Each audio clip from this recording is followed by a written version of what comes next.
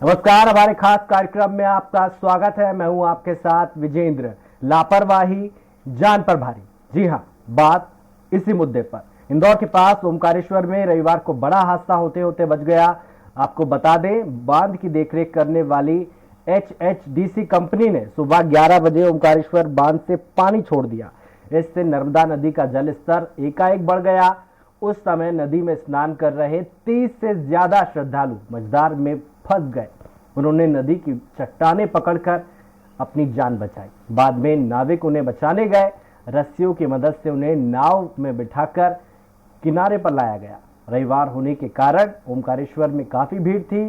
Company ने भीड़ की परवाह न करते हुए 11 बजे हूटर बजाया और पानी छोड़ दिया। दूसरे प्रदेशों से आए लोगों को हूटर की जानकारी नहीं थी। इससे वो समझ नहीं सके कि हूटर बजने के बाद बांध का पानी नदी में छोड़ा जाएगा। वो नदी में नहाते रहे। जब अचानक बहाव तेज हो गया तो उनकी जान पर बनाई। नागर घाट पर 30 भक्त, आपको बता दें, नदी में फंसे थे। राहत की बात यह है कि कोई नदी में बहा नहीं। 10 मिनट के भीतर 8 नावों में फंसे लोगों को बाहर निकाला गया और इस तरह उनकी जान बच सकी। इस दौरान पुलिस प्रशासन की लापरवाही भी साफ नजर आई। ब्रह्मपुरी घाट पर भी 6 लोग डूबने लगे थे, उन्हें भी नाविकों ने बचाया। तो वो वहाँ पे करीब 15 से 20 लोग फंस गए थे बीच में। हम लोग वहाँ बैठे हुए थे, देख रहे थे, नाव बंद का सुना था तो घाट पे बैठे हुए थे और फिर अचानक आवाज आई बचाओ बचाओ की। तो फिर हम लोगों ने देखा तो हम 8-10 लोगों के साथ में गए। उनको 2 बार में बचाया उनको, एक बार में 11 को, एक बार में 7-8 को बचा के लेके आए। आज सुबह करीब 9 बजे नागर घाट पर 18 से 20 श्रद्धालु जो महाराष्ट्र के थे वो चट्टानों पे नर्मदा नदी में फंस गए थे, क्योंकि जो टरबाइन थी वो रेगुलर रूप से चल रही थी सुबह 8 बजे से लगाकर 9 बजे तक, और सायरन भी बज रहा था। पर इन श्रद्धालुओं को आसपास के ग्रामीणों और होमगार्ड के जवानों ने समझाया था, पर वे ज्यादा आगे चले गए थे। नहीं आ गया, नहाते नहाते हम अंदर निकल गए थे बीच नदी में से फिर इधर पानी नहीं देखा, इधर पानी आ गया। फिर वहां से निकलते निकलते पानी तेज हो गया, निकला या नहीं। फिर नाव वाले आए, फिर एक बाबू था बारीक, वो छोटा, वो आया ना, वो कूदा वहाँ पे। फिर नाव वाले आए, फिर उनने बचाया, फिर वो निकाल के लाए। कितने लोग थे वहाँ पे? वहाँ पे तो बहुत सारे थे। कैसे क्या अचानक से पानी बढ़ा? पानी बढ़ गया। अभी कुछ देर पहले की भी यहाँ पर जो एक इंसिडेंट हुआ, जानकारी मिली कि पानी गिरने की वजह से जो पहले अंदर नर्मदा जी में नहाने के लिए गए थे चट्टानों पर, पानी बढ़ जाने की वजह से वहाँ पर वो लोग बाहर नहीं निकल पा रहे थे। हमारे यहाँ के जो नाविक संघ के लोग हैं और होमगार्ड की टीम इन लोगों ने तत्काल ही बहुत ही जल्दी कार्रवाई करते हुए अपनी नावों को उनके बैक साइड में ले जाकर नावों को हटाया, और क्योंकि पानी का बहाव तेज था और बढ़ने के कारण पब्लिक क्या है घबराने लगी। धीरे धीरे पानी बढ़ा, अब उनको रास्ता बंद हो गया आने का पैदल वहाँ से इस नदी में से। तो यात्रियों वो क्या है कि वो हाथ दे रहे थे, बोले भैया बचाओ हमको, निकालो बाहर। तो जो यहाँ के जो गोताखोर लक्ष्मण है उनका नाम, उन्होंने हमको बोला कि बेटा जाओ आप। तस्वीरें आप देख रहे हैं ओमकारेश्वर की, जहां पर प्रशासन की गलती की वजह से 30 लोगों की जान जाते जाते बची है। आपको बता दें, मझधार में लोग फंसे रहे। खास बात यह है कि हूटर बजाया गया, लेकिन लोगों को समझ में नहीं आया कि इस हूटर बजने का अर्थ क्या होता है। क्या उन्हें नदी में नहीं जाना है, या स्थानीय प्रशासन की सबसे बड़ी लापरवाही ये रही कि मुनादी नहीं करवाई गई, बताया नहीं गया। जो सैलानी वहां पर आए हैं, श्रद्धालु वहां पर आए हैं, उन्हें बताना चाहिए था कि हूटर का मतलब है कि आप पानी में मत जाइए, बांध से पानी छोड़ा जा रहा है। लेकिन ऐसा कुछ नहीं किया गया। गनीमत यह रही कि लोगों की जान बची है, लेकिन एक बड़ी लापरवाही प्रशासन की ओर से सामने आई है, जिस पर सवाल उठ रहे हैं। तस्वीरें आप देख रहे हैं ओमकारेश्वर की। आपको बता दें, ओमकारेश्वर में ज्योतिर्लिंग है, जहां पर हजारों की संख्या में लोग दर्शन करने के लिए आते हैं। खास तौर पर आज छुट्टी का दिन है, रविवार का दिन है। ऐसे दिन श्रद्धालुओं की संख्या ज्यादा होती है। क्या रविवार को पानी छोड़ना जरूरी था? क्या मुनादी नहीं करवाई गई? इसके पीछे रीजन क्या है? इसकी जानकारी आला प्रशासन को दी गई कि नहीं दी गई? कई सारे सवाल है। जिनके जवाब प्रशासन को देने होंगे, खासतौर पे तब जबकि सीएम शिवराज सिंह चौहान कहते हैं कि पर्यटन के तौर पर मध्य प्रदेश को विकसित करना है। अगर पर्यटन ऐसा होगा कि लोगों की जान पर आ जाएगी तो सरकार पर भी सवाल उठना लाजमी है।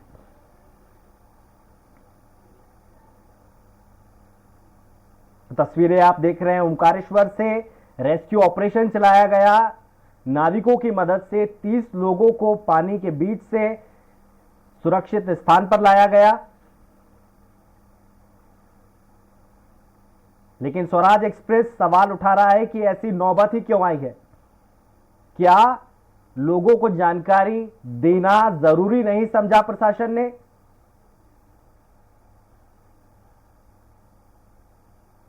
जो स्थानीय प्रशासन है उसकी सबसे बड़ी लापरवाही यह है कि घाट खाली नहीं करवाए गए।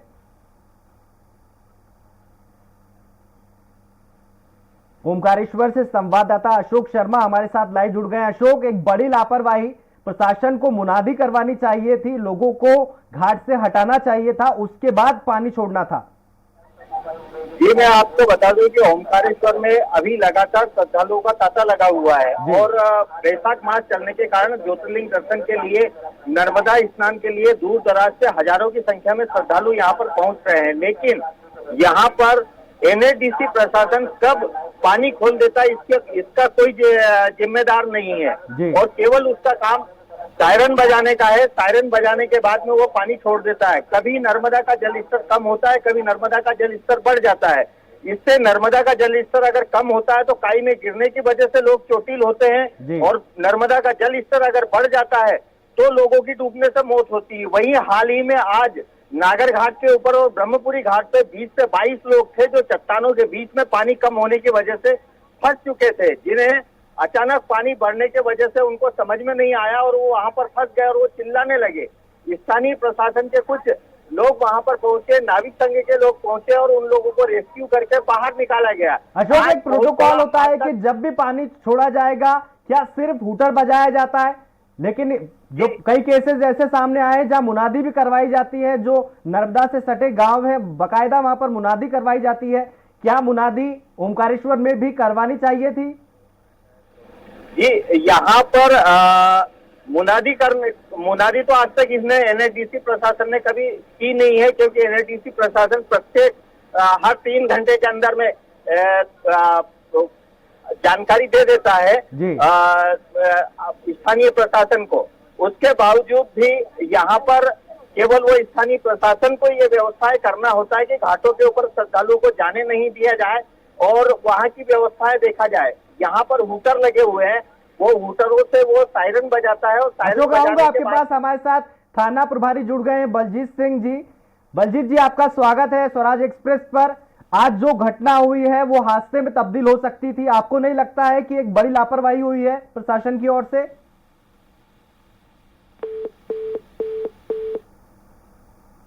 हम संपर्क उनसे फिर से स्थापित करने की कोशिश करते, एक बार फिर से रुक करूंगा अशोक का।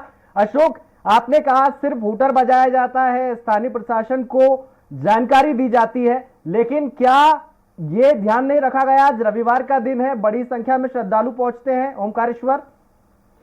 जी, मैं आपको बता दूं कि अभी लगातार जब से महाकाल कॉरिडोर का निर्माण हुआ है उसके बाद से ओमकारेश्वर के अंदर में लगातार श्रद्धालुओं का आगमन में इजाफा हुआ है और यहाँ पर प्रतिदिन हजारों की संख्या में श्रद्धालु पहुंच रहे हैं, जो नर्मदा स्नान करने के साथ साथ में ज्योतिर्लिंग के दर्शन करते हैं। और दर्शन करने के अंदर में भी यहाँ पर एक एनएडीसी के द्वारा ब्रिज बनाया गया है, जो कुछ समय पहले 1.5 माह पहले उसका एक तार टूट गया था, जिसका आज तक रिपेयरिंग नहीं कराया गया और वो आज भी बंद पड़ा है।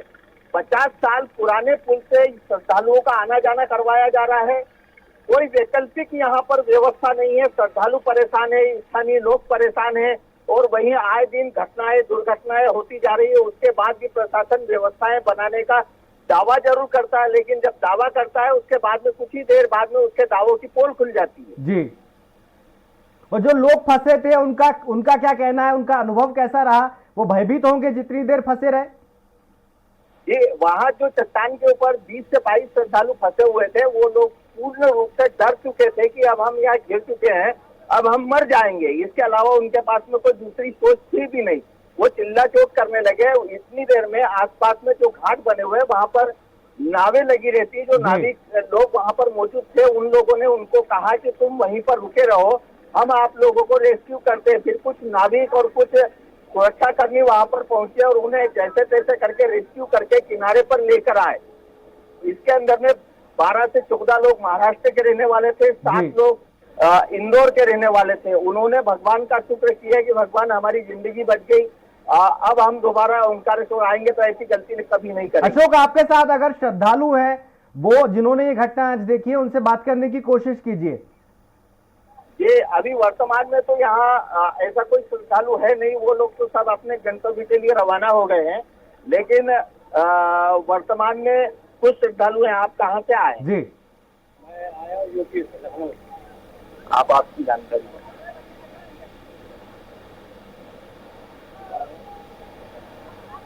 ये हमारे साथ में ये यूपी से आए हुए श्रद्धालु हैं जी। आप यहाँ पर ओंकारेश्वर पहुंचे हैं, तो आपको यहाँ पर आने में किस प्रकार की दिक्कतों का सामना करना पड़ा? यहाँ पर स्नान के लिए क्या क्या सुविधाएं हुई? सुविधाएं तो यहाँ पे कोई खास नहीं दिख रही, और जैसे कि मैं बाहर से आया हूँ तो लखनऊ से, तो रोड पर जाम भी बहुत मिला, यहाँ पे भी जाम बहुत कम मिला सारा, तो मतलब दिक्कत रही। आपके ज्योतिर्लिंग के दर्शन हुए या नहीं? अभी नहीं, अभी जा रहा है। ये यूपी से आए हुए हैं और जो कई बांध का प्रशासन है जो तमाम पूरी मेंटेनेंस करता है, पानी छोड़ता है, आला अधिकारियों का क्या कहना है? ये शेड्यूल पहले से डिसाइडेड था, स्थानीय प्रशासन को इसकी जानकारी थी, तो फिर लोगों को घाट से क्यों नहीं हटाया गया? जी, मैं आपको बता दूं कि यहाँ पर इनका शेड्यूल तो प्रतिदिन तैयार रहता है और प्रतिदिन ये शेड्यूल बना लेते हैं, ये इनका ऐसा कहना है। और प्रतिदिन केवल ये हूटर बजाने के बाद में नर्मदा के अंदर में जल का स्तर बढ़ा देते हैं, और इनकी इच्छा होती है तब नर्मदा का जल स्तर घटा देते हैं। कभी कभी तो नर्मदा का ये स्वरूप हो जाता है कि नाले के रूप में नर्मदा बहती है। बीच में चट्टानें खुली होने के कारण श्रद्धालु वहां पर जाकर स्नान करने का प्रयास करते हैं, और वहां पर पांव फिसलने से कई बार यहाँ पर लोगों की मौतें हो चुकी है, कई दुर्घटना से ग्रस्त हो चुके हैं। लेकिन उसके बावजूद भी स्थानीय प्रशासन हो या राज्य शासन हो या जिला प्रशासन हो, किसी प्रकार की कोई व्यवस्था नहीं की गई है यहाँ पर। बहुत बहुत शुक्रिया अशोक तमाम जानकारी के लिए। दर्शकों को बता दें कि बड़ी लापरवाही हुई है, गनीमत ये रही कि किसी की जान नहीं गई। आपको बता दें इस खबर पर हमारी नजर बनी हुई है, पल पल का अपडेट आपको देते रहेंगे।